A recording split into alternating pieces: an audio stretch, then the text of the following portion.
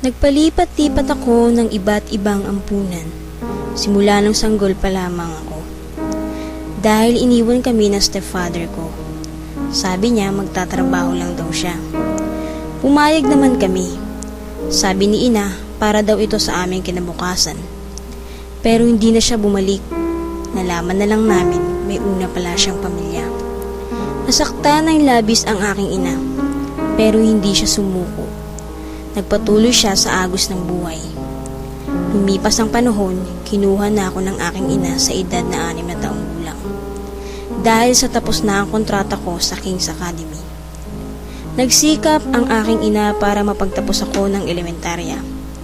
Nagdaan ang araw nakatapos ako. Pagdating ko ng high school, nahirapan na magpaaral sa akin ang aking ina. Dahil sa marami na ang gastusin at wala naman siyang magandang trabaho. Kaya naisip niya na lumapit sa presidente ng buklod na si Ma'am Alma Bulawan. Hindi naman nabigo ang aking ina. At doon, kinupkup ako. Sa kasalukuyan, doon na ako nakatira. Doon, itinuring ako na tunay na pamilya. At masasabi ko na maganda pa rin ang daigdig. Pero minsan, hindi ko maiwasan ang hindi maluha.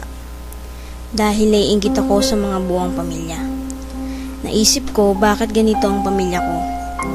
Pero naisip ko na kailangan maging matibay ako.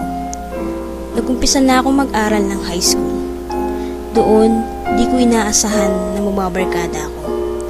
Napunta ako sa maling landas. Pero, narealize ko na talagang nasa huli ang pagsisisi. Kasi bumalik ako ng first year. Nag-umpisa uli ako at doon nagbagong buhay. At doon nagsimula ako magmahal at pahalagahan ang bawat bagay. At ito ang kwento ng buhay ko.